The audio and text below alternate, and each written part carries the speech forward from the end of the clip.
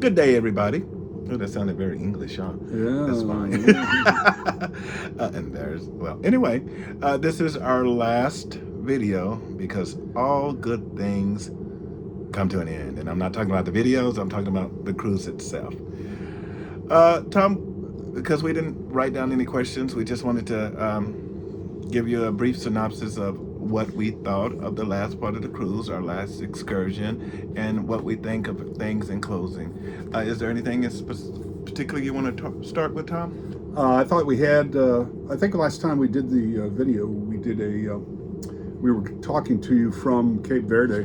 The next day we were at another island in Cape Verde and had a good time because it was a good tour into the interior of the island. The guy who was our guide lived where we went, and so he knew things. He was willing to talk about the island, the people, his life, growing bananas, growing mangoes, all that kind of stuff, going to the church, what the church was, what they meant, and all that sort of thing. So it was, in the end, a great day and a nice tour of the island. So we had fun there. Since then, we've been at sea, and so we've just been, I've been sitting around reading a book on World War I.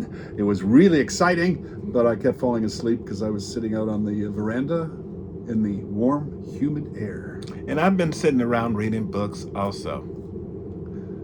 Oh, okay. No, I want to go back a little bit, and no, I haven't been sitting around reading books. To the last island that we went to, our tour guide, his name was Christopher. No, not Christopher. His name was Christmas. Christmas. And that morning, it started at 9 o'clock in the morning, and Tom picked this, and I had no clue what it was going to be, and I was not looking forward to it because it was a banana field hike, and we stopped at another place, and the rest of the excursion was couscous that they're famous for.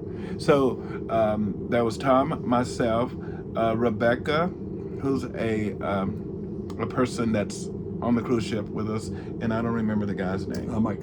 Mike. And also there was a representative from Crystal that went on the Jeep with us. Guys, when we get there, the guy pretty much pulls on the side of the road and said, there's the banana fields, we're going to walk through them. And they've had the most rain that they've ever had. And so you're basically walking through mud. And it becomes okay because you look at these banana plants that we see, what we see on TV. You think the banana plants are tall, so on and so forth. But these are shorter banana plants. They also, I learned, have a flower that grows at the bottom of them. Mm-hmm. And that flower they use for medical purposes. It helps with the heart and it helps with the liver. I'll add a picture. The interesting thing is you can look at this flower and it looks like a heart. It's the color of blood. It's the color of a heart. And you would think, okay, it should help with the heart and the liver. And it ended up being very interesting to see the people and as he said, Christmas share where he used to live. And then we went to this place. We actually stopped at a place, had a local beer, which was kind of fantastic. I liked it, and I'm not a big beer drinker. After that, we went to another place where the couscous was going to be made. And this is actually a posh place compared to the things that were there. I mean, there's a swimming pool. There was a 15-year-old girl who was having her birthday party. She had 6 of her most beautiful 15-year-old girlfriends and 7 of the probably most popular kids in the high school. And you could tell that these were the rich kids. They were the rich kids. But we go there, we go downstairs to watch the couscous be made. And the interesting thing is you look at couscous that you buy at home and it's these little pearls. A grain is what it's a pasta though. Well, yeah, and you learn that it's a pasta. But this lady, she mixes the different flours and a specific amount of water and cinnamon and sugar, and she rubs it. I mean, she barely rubs it with a flat hand, and what it's doing is it's causing these small pearls of flour or couscous, and then she puts it in a flower pot, a terracotta flower pot that has holes in the bottom. She puts that flower pot on top of a huge can that you would get like corn or something out of. And she uses the couscous that's left that made bigger pearls to seal that can. Well, underneath the can, there's water, so it's steam that's coming up that's going to be forced through the pot while she puts that edge around it. Right, Doesn't right. let it out anywhere else. Right. And after seeing all this, and her name was, what was her name? Edna. And she didn't speak a word of English, but you can tell that Edna loved to cook and she loved to make people smile. After Edna was done, she dumps the couscous out of the flower pot. And I'm thinking, what is this going to taste like? But it was delicious. Yeah. It could have been a dessert. It could have been served with something savory. It was delicious. Now, last part of this. Well, that's 2 more. The interesting thing is... Hurry up, we've taken 5 minutes already. I know, we normally do 10, but this is fine. The interesting thing is the kids that were renting the place, they had a DJ. I mean, the girl did it. And I kept smelling this food and the food that they were cooking for the kids. And I mean, it smelled like, it was just amazing. You smelled every spice and everything that was in it. And so I smiled at Edna and said, what is the food? And she didn't understand. So Christmas, he translated it. And the next thing you know, we were just supposed to have couscous. We ended up with couscous, salmon. No, Tuna. And then we also ended up with a soup that had all these vegetables in it. And it was absolutely delicious. And the last part of that story is, in Cape Verde, they have a drink that's called Grok.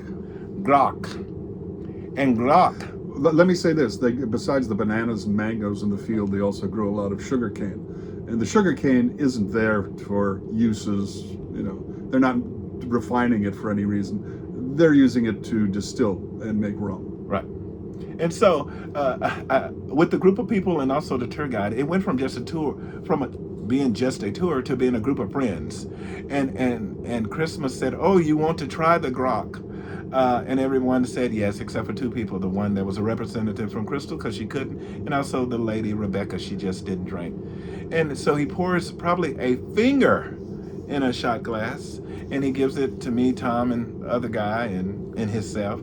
And he said, you don't sip it, you drink it. And I tried to sip it just to see what it tastes like. Terrible. And everybody drank it. Tom drank it. I drank it. And all of a sudden, it was like, I can't even explain it. I was in this beautiful spot, my head over the fence, about to give him back the crock, or whatever it's called. And the only thing that I could muster out of my mouth was, Tom, please give me some water. So it was terrible. Yeah. I thought it was terrible. It was high proof rum. Yeah. And Tom was bright red. I've never seen him bright red for the next 2 hours. But it was a beautiful experience. And speaking of experience, let's talk about in closing of the total experience. What are your thoughts? No, I thought certainly we've had a good time. It was about the right length of time. We've been here. This is day 15. Tomorrow is day 16. We'll get off in the morning. We'll be in Accra, Ghana, fly out late at night. It's going to be interesting because we're going to be at a hotel, but that's about all we know about it for that part of it, so it could be very interesting. The islands we saw were islands we're never going to see if we didn't do this. So right. It was an adventure in that. So we can say we've hit the Canary Islands, we've hit Madeira, we've hit the Cape Verde Islands, we're going to hit Ghana. So it was fun for that too. A lot of people on board that we met and had some enjoyable times with and enjoyed them too. So all around it was a good time. Yeah, good trip. I think so also. I mean, and this is strange to say, but being in Portugal and getting close to Africa, I'm seeing a side of my people as an African American. The people are beautiful.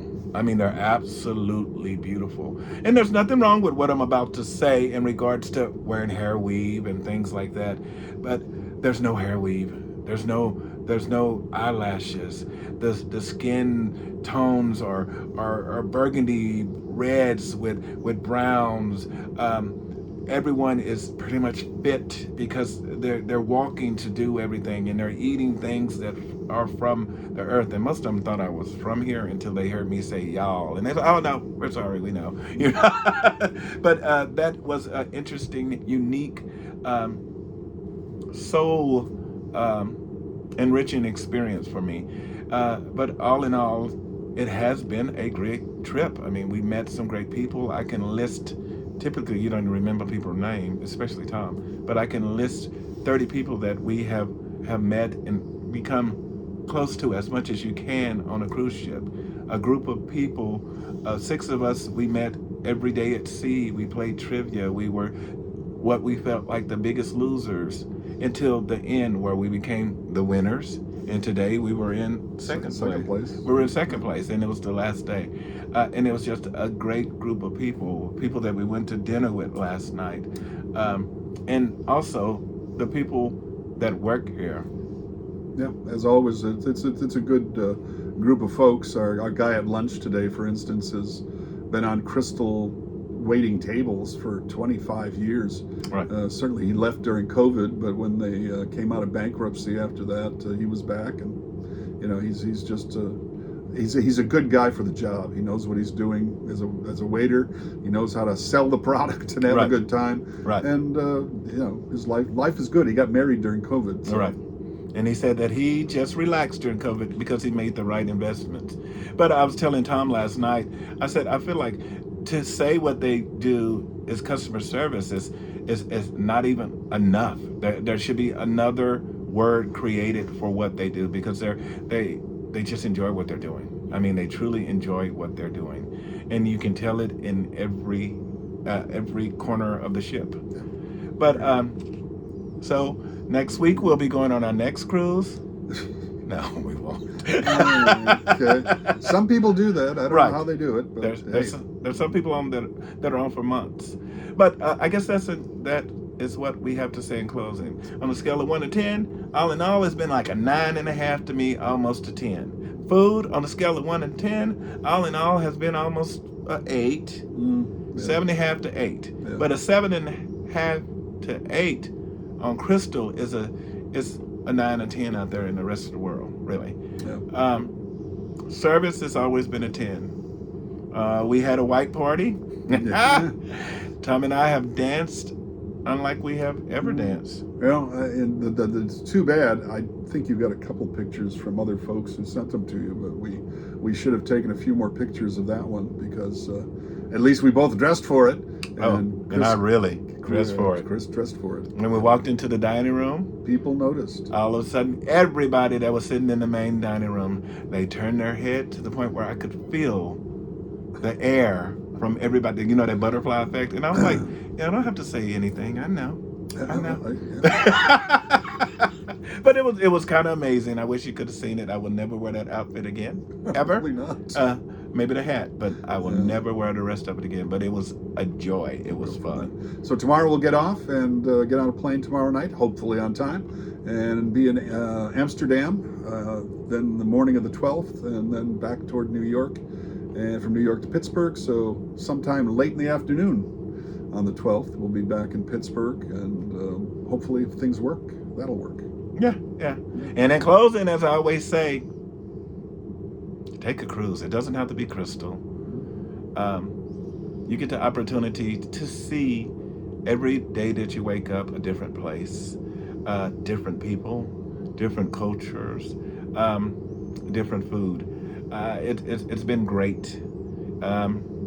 Take a cruise. Bye. Take care.